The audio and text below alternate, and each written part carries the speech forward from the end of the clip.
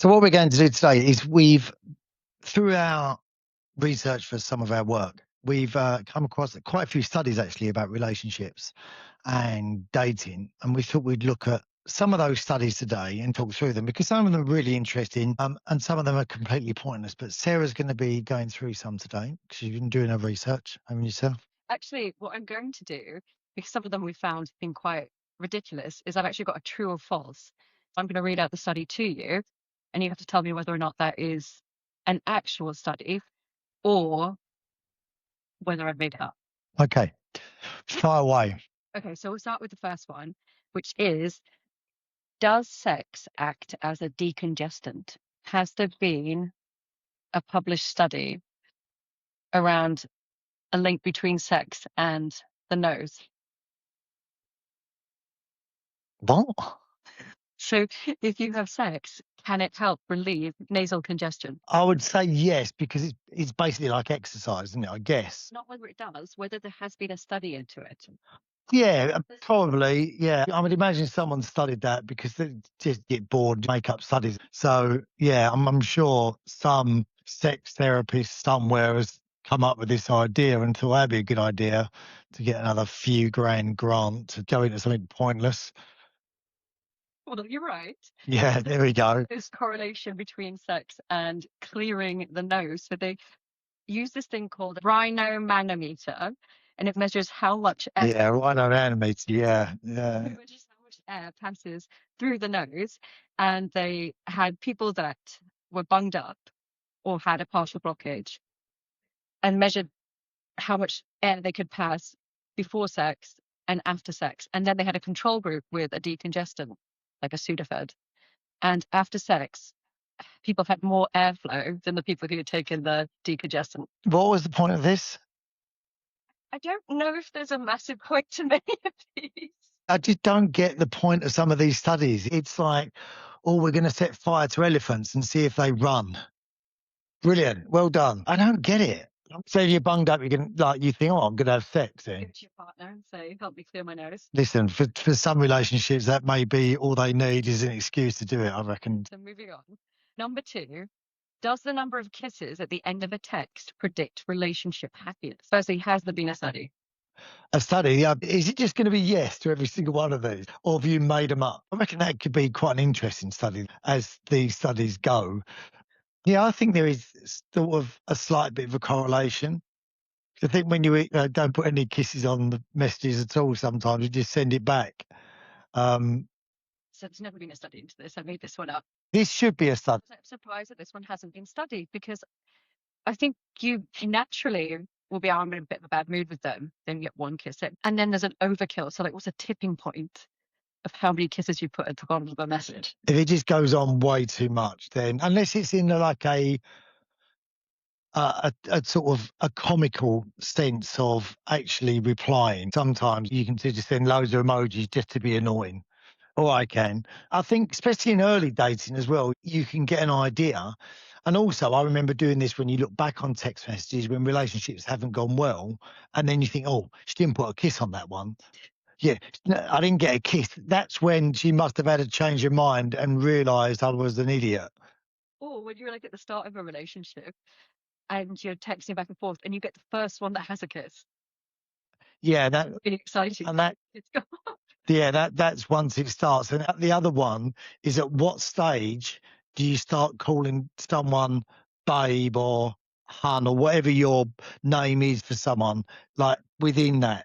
I've been tripped up by that before though, because I remember someone calling me hun and thinking that they liked me. And then later on, they found out they called everyone hun or darling, thinking that darling was something special. Yeah. Actually, Saying that, I do know girls that call everyone babe as well. I think you're right. I think in text messages sometimes you can analyze the messages and then realize that when you think, oh, they're really into me, and then you say this to the person, but you was really into me. No, well, I just said babe and hope you have a nice day. It was more like, don't ever contact me again. Not that I was into you. awful one, yeah. I've got a kiss at the end of every text message. Or the accidental kiss when you're writing to someone formally. Oh, yeah, that's never good when you're doing that. Yeah. All right, okay, so this next one. This next one made me laugh. Does arguing over what to buy in the supermarket predict whether a couple will break up? Has there been a study into it? Um, I'm going to go with no, but there probably hasn't. I made that one up too. I made that one up off the basis that I can recall the time with, with my parents who are still together. We got into a massive fight over tomatoes in the supermarket and which ones to buy. I then made me think that actually when you see couples in the supermarket, they quite often look really stressed out, and actually is a harmonious shopping experience better? But that is quite interesting in terms of whether couples actually like shopping together. I'll go shopping with Zach, say, and he hates it. He can't stand going with me. It's like the equivalent of the supermarket run with Zach. He'll just go in, won't look at any prices. He just throws it all in the trolley and he's in and out in 5 or 6 minutes. I like to compare stuff, go up and down aisles. I'm there for like 35 minutes just to buy 4 or 5 things. But I think some couples like going to get food together. Others just find it a complete chore and probably do argue, a bit like going on holiday together. But whether or not it's a sign of how's people's relationships are going because they're arguing in supermarkets, I just think it's whether they're good shopping together or not. Next one. Okay. Has there been a study into whether smelling your partner's sweaty t-shirt reduces your stress levels? So you had a stressful day, you smell a sweaty t-shirt that your partner's worn, and it lowers your cortisol levels. There's meant to be something in men's sweat, though, isn't there?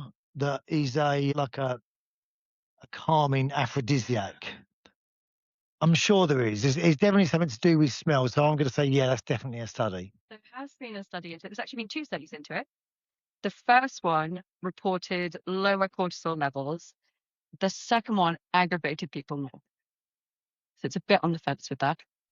In terms of what the smell of their partner just aggravated them. They simulated stress. So there was mock job interviews. They got them to do maths papers.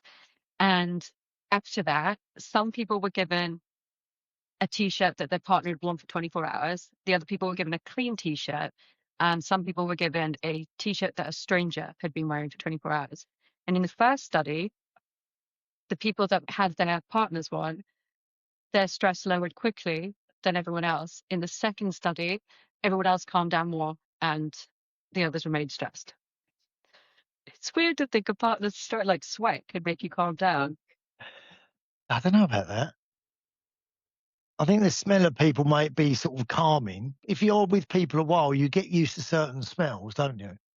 Like there's always that thing when people break up of like smelling t-shirts or perfume or the smell of like their dressing gown or whatever it may be that is quite reassuring or comforting. And I think babies as well, they know the smell of their mums and their dads, don't they? Especially when they're young. That's a calming thing, isn't it? Well, he's for the baby, yeah. You could say it like that, then I can maybe understand why your partners. It was just that they said sweaty t-shirt. It wasn't just like the smell of your partner. It was that it had to be a sweaty t-shirt. I'm sure there's something with men's sweat that goes on because people do like the smell of men, don't they? Do they? Women. Oh no, other men probably like the smell of men if they like men, I guess. But I think there's definitely something they're attracted to. Yeah.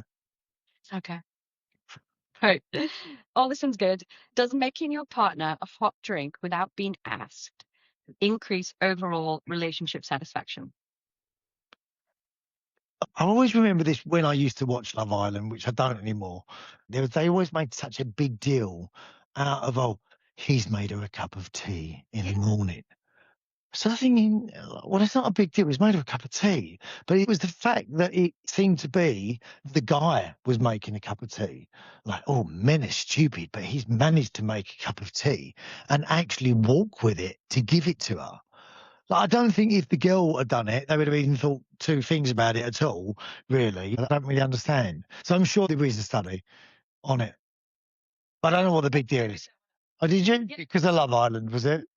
Of Love Island.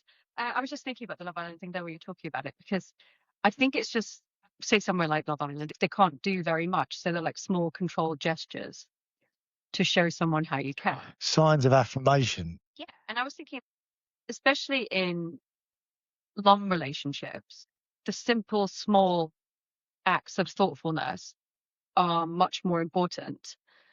because they show you're still actually considering the other person in your day to day.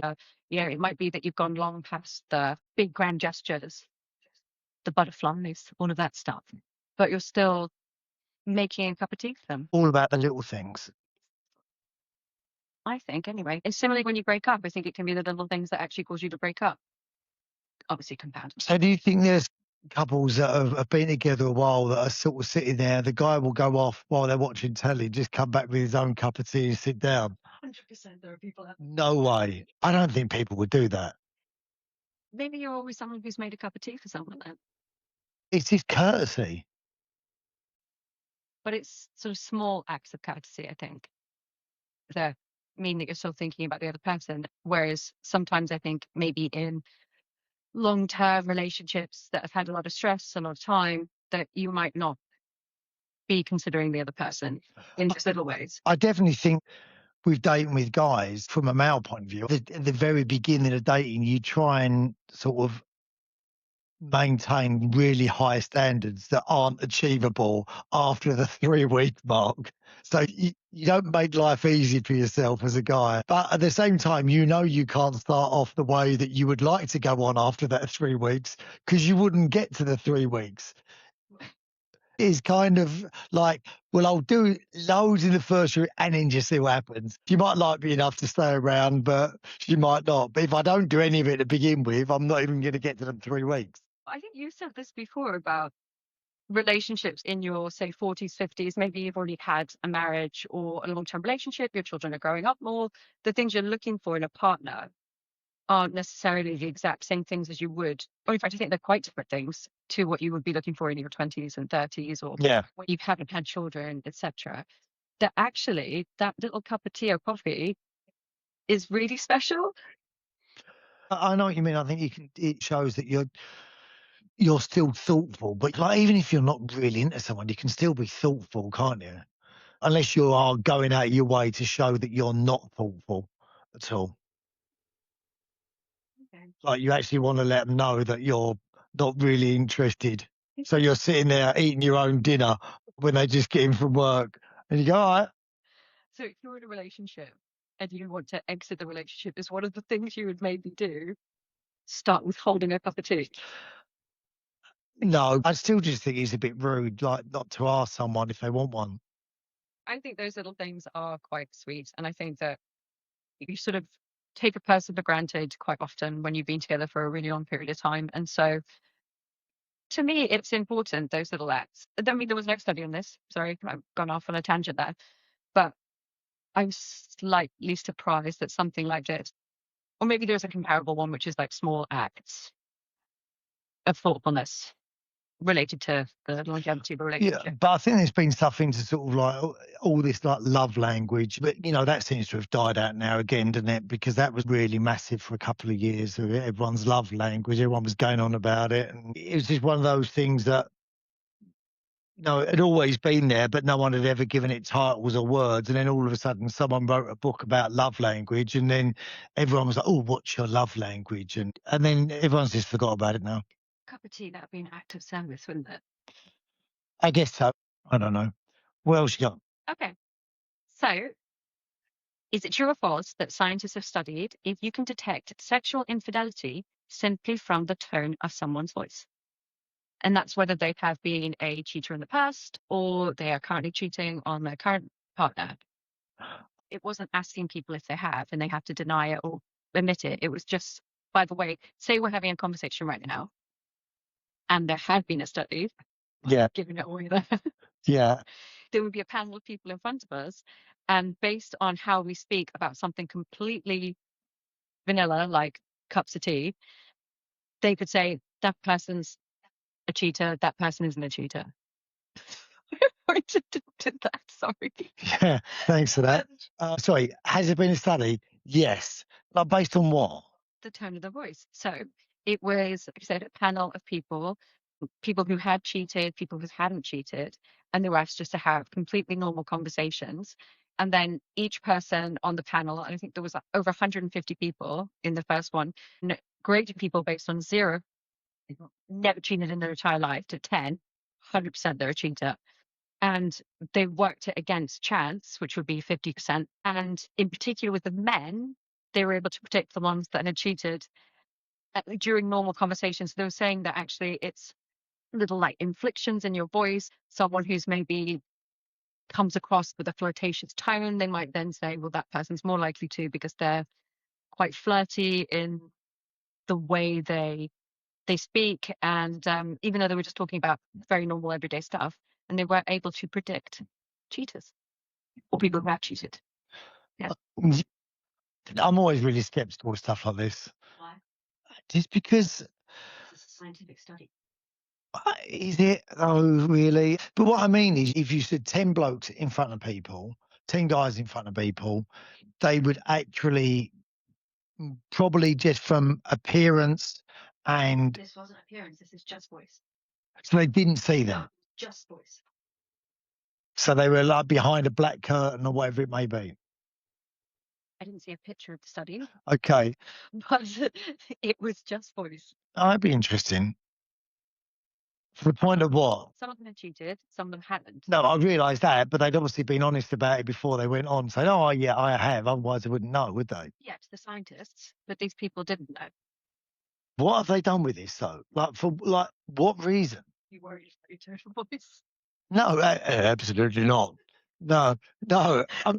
I just see all this money they spend for what point? I get it, like trying to find a cure for an illness, but what does that actually lead to of any benefit to anyone?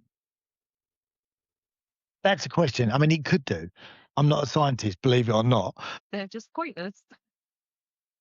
I don't know what you get out of it.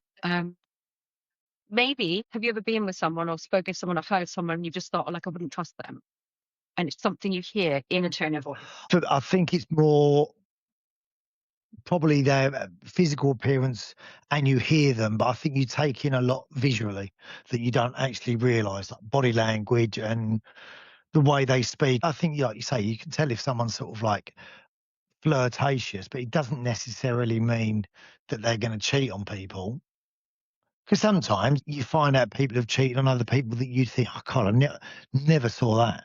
I never thought she would do that or he would do that. But you just don't know, do you? Well, study says yes. Okay, you do know. Apparently, you can tell by the way they're talking, which is brilliant. Okay. Does saying K instead of okay increase relationship anxiety? Has there been a study? And what do you think?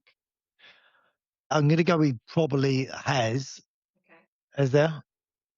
No. Oh, you made that one up. Okay. Yeah, I think it would, but I think if they did, it would increase because it's annoying, isn't it? What? Okay.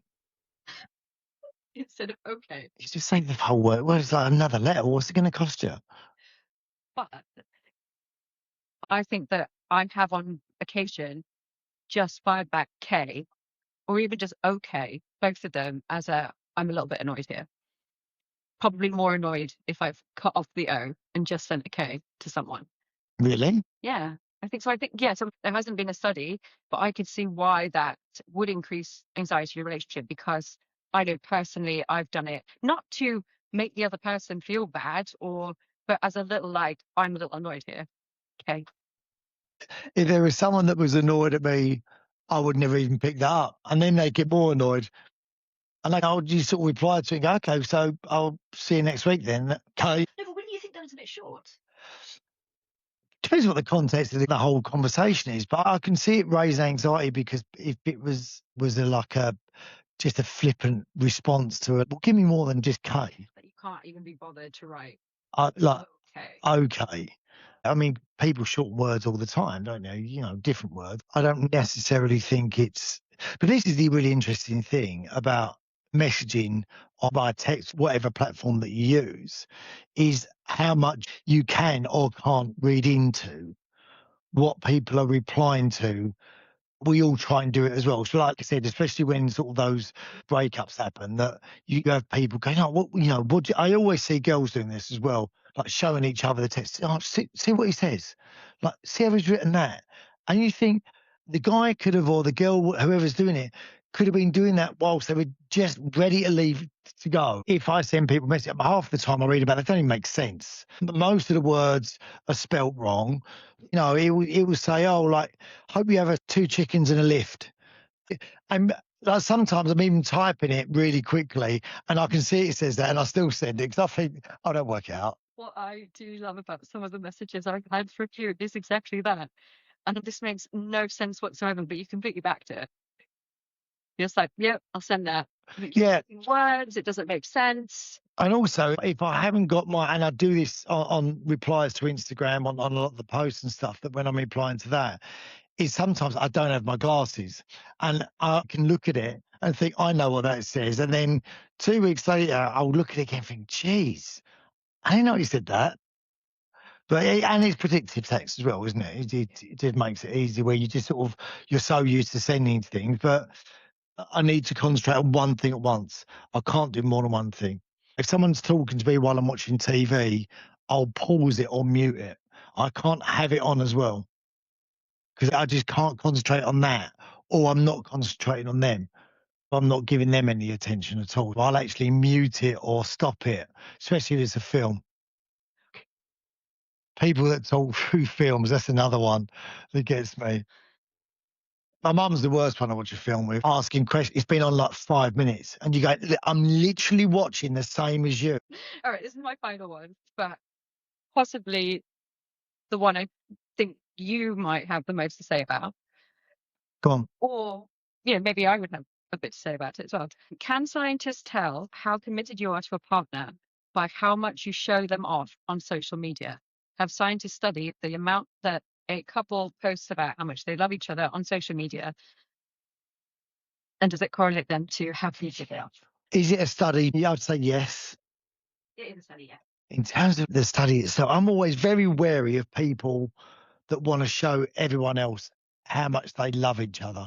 So I wrote down a question to follow on from that to ask you, and you've got to it already, that what's more suspicious, someone who posts their partner constantly or someone who never posts anything about them at all?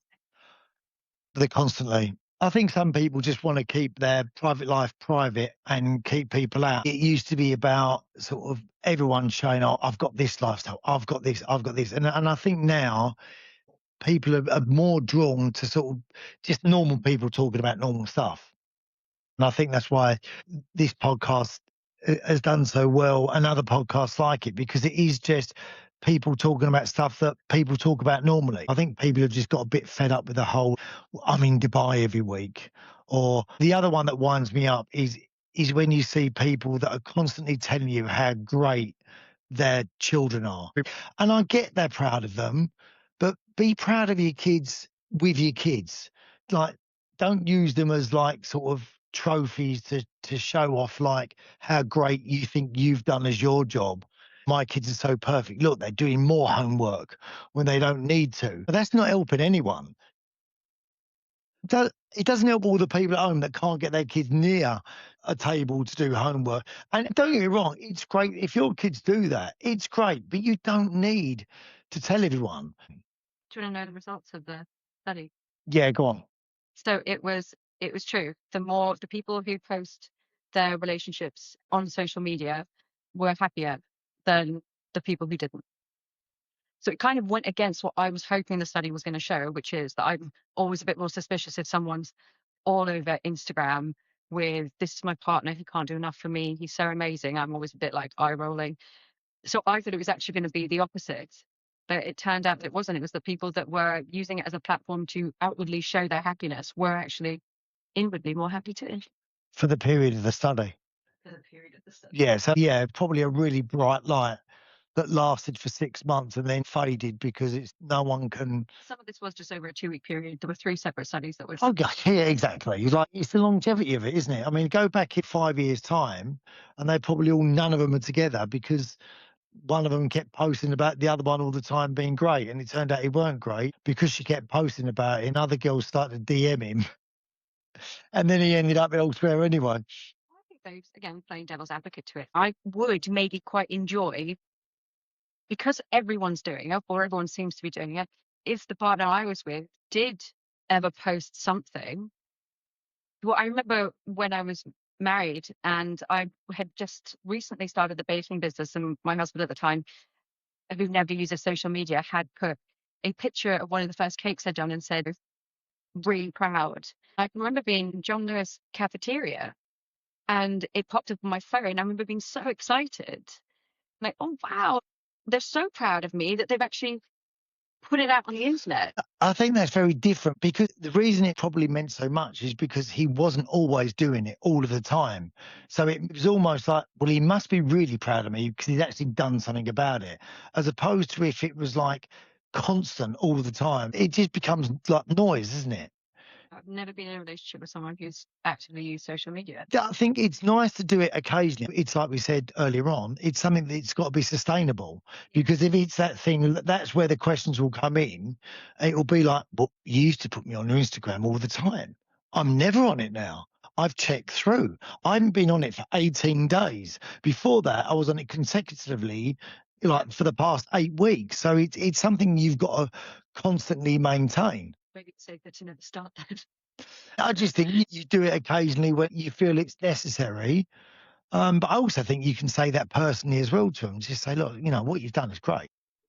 That concludes my studies. Is that everything? That is everything. So I heard something. I'm going to ask you to see whether you think it's true.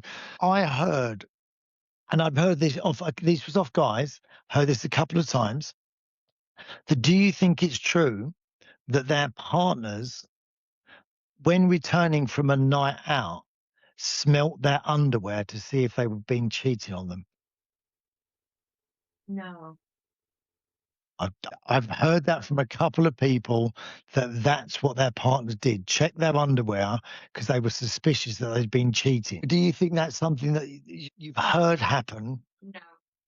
You've never heard any guys or women say, "My partner checks my underwear," or I've heard it a couple of times, and I've never experienced it, but I've always wondered if it's actually true or not, that to find out if someone's cheating after they've been out for a night, you check their underwear. I, what guy? This was a while ago, and it was from a conversation I had with one guy who just said, like, my wife just checks my underwear when I come home at night if I've been out for a night out with the boys. I was like, why? He said, like, in case I've been cheating.